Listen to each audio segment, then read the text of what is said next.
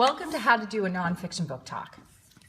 Today I'm going to show you ways to read a nonfiction book efficiently and effectively for your readers to understand the content better and for you to understand the content better. This is an example of a nonfiction text. It's called So You Want to Be an Astronaut by Christopher Richardson.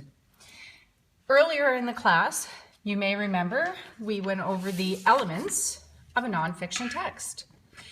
Such features as table of contents, index, glossary, fonts, and special effects that we're going to look for, preface or introduction, various titles and subtitles. We're going to look at the graphics such as diagrams and cutaways and overlays, anything that's going to help us to better understand the information. Pictures and photographs along with their captions. We're going to take a look at graphs and charts, maps, comparisons, publication dates, because as you'll find out soon enough, it matters when the book was actually published. And finally, if there's any bias or strong words that are used in these images that might persuade you to believe a certain point of view. So there you have some of the elements of a nonfiction text, and we have gone over those in class earlier on. So the purpose of the nonfiction book talk is really to share a good nonfiction book. So everybody was had placed a number of books on a desk, and you had your option to choose one that was of an interest to you. So this, as an example, was an interest to me, since we're also doing science of space in our science unit. So when you get a book talk, what I want you to do is first start off with your identifying the title. And if you can give a brief summary of what the book was actually about, that would give your readers a good head start. Then you might want to turn to the very first page. And if you look really closely on the inside of the cover, it will give you the copyright. That is the publication date and where it was published. So it's published by Scholastic Education. But I want you to keep in mind when we go through this information that it was published back in 2005. So that tells you that the information may be out of date, considering it was over 11 years ago. And we've come a long way since then in things such as space travel and innovation. So now let's take a look. We're going to open our book, and I'm going to go through some of the content that we might be discussing today. For example, we're going to look at astronaut selection and the difference between pilots and mission specialists. So I'm drawing your attention to the idea that this is your table of contents, and here's some of the content that we're going to cover today. Now, I gave everybody these really thin cut slips of Post-its. The Post-its are for you to identify the specific areas that you want to highlight when you do your book talk.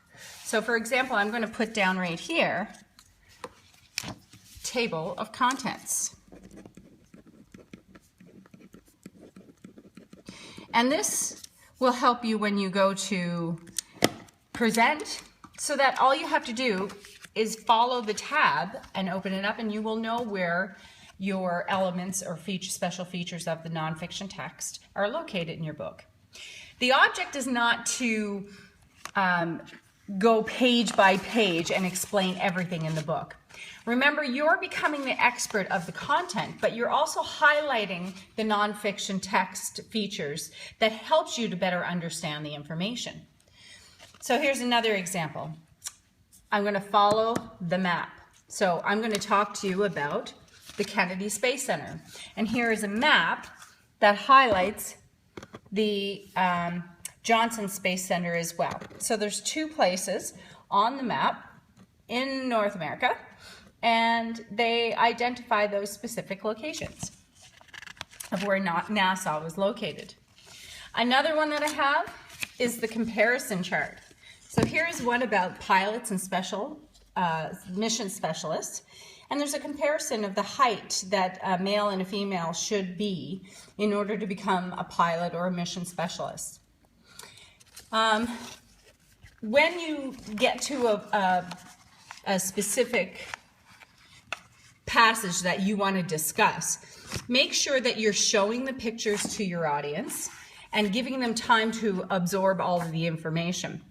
So this is an example of pilots and mission specialists. NASA trains two types of astronauts. There's pilots and mission specialists. Before blastoff, pilot astronauts must have completed more than 1,000 hours of flying jet aircraft.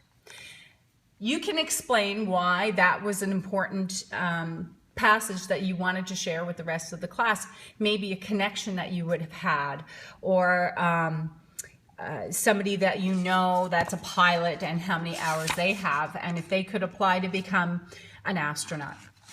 So as you go through the book, you will highlight specific things like photographs, captions for pages, for pictures, and you can go through, highlight different astrofacts in the fact zone. So they talk about in a spacesuit, an astronaut can be in space for up to 8 hours. So there's various things that they highlight. There's, they also have, in various nonfiction books, different types of fonts. So you can highlight the differences in the size and the color, and whether it's italicized, and what the importance of all of that is. And when you come across a word that has bold in it, like the word tether here, you can identify that to the audience and tell them, well, we have a very specific glossary in the back of our books, because most nonfiction have a glossary, as well as an index, and which makes it a lot easier for us to find specific topics within the book because the pages are identified. So, boys and girls, there you have it. At the end of your nonfiction presentation, I also want you to explain to the audience why you selected this book, what was your connection or interest in the topic, and how would you rate this book?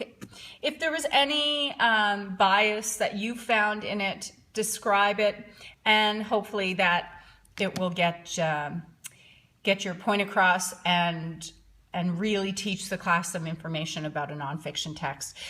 After this lesson, we will have read 26 various nonfiction books, and so they'll be at the back of the classroom for all to enjoy. Thank you.